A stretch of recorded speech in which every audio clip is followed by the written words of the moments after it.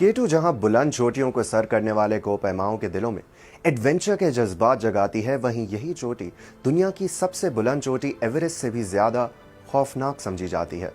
यकीन करना मुश्किल है, तो आइए कुछ अदाद व शुमार पर नजर दौड़ाते हैं। केटू को सर करने की जुस्तजू करने वाले हर 4 में से एक कोपैमा की मौत वाक़ हो जाती है। केटू पर अमवात की शरह 29% है, जबकि इसके बरक्स दुनिया की सबसे बुलंद चोटी एवरेस्ट पर यही शरह 4% है।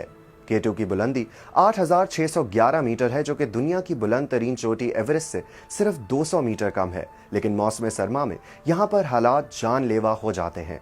सोशल मीडिया से लेकर कोपैमाई से मुतालिक दिलचस्पी रखने वाले ये सवाल करते नजर आए कि 8,000 मीटर की बुलंदी पर इंतहाई सर्द मौसम में कोपैमा के जिंदा रहने का कितना इम्कान होता है।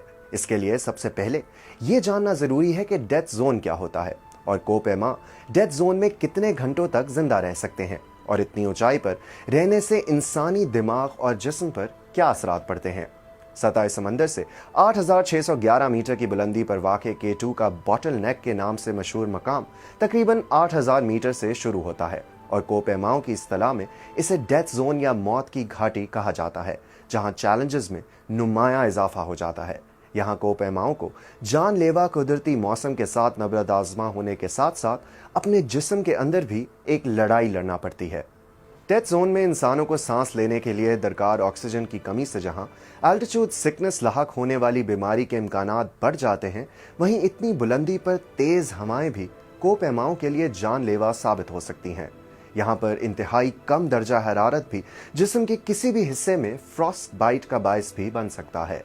तिब्बी माहिरीन के मुताबिक इंसानी जिस्म सतह समंदर से 2100 मीटर बुलंदी पर रहने के लिए बना है, और इससे ज्यादा बुलंदी पर इंसानी जिस्म में ऑक्सीजन की सैचुरेशन तेजी से कम होना शुरू हो जाती है और जिस्म में मनफी असरात रूनुमा होना शुरू हो जाते हैं। तो कोपैमा डेथ जोन में ज्यादा से ज्यादा कितने घंटों तक जिंदा रह सकते हैं? इसका सीधा सा जवाब है 16 से 20 घंटे।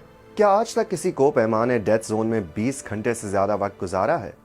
अगरचे 48 घंटे से ज्यादा किसी कोपैमा के 8,000 मीटर से ऊंचाई पर जिंदा रहने के इम्कानात बहुत कम होते हैं, लेकिन डेथ जोन में सबसे ज्यादा वक्त गुजारने का रिकॉर्ड नेपाल के पेम्बा गेल्जी के पास है, जो सन 2008 में 2 कोपैमाओं को बचाने के लिए 90 घंटे तक केटू के डेथ जोन में रहे।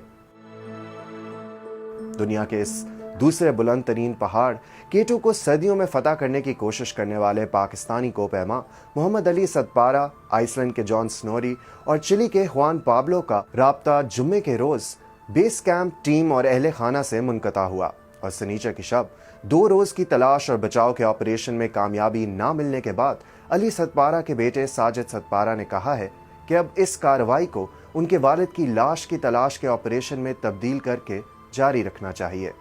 बदकिस्मती से मैं विदाउट ऑक्सीजन था और 8,200 पे पहुंचकर मुझे एहसास हुआ कि इस ऑक्सीजन की कमी की वजह से मेरी सेहत मुतासिर हो रही है। आखिरी बार मैंने उनको बोतल पे चढ़ते हुए देखा 8,200-300 मीटर पे।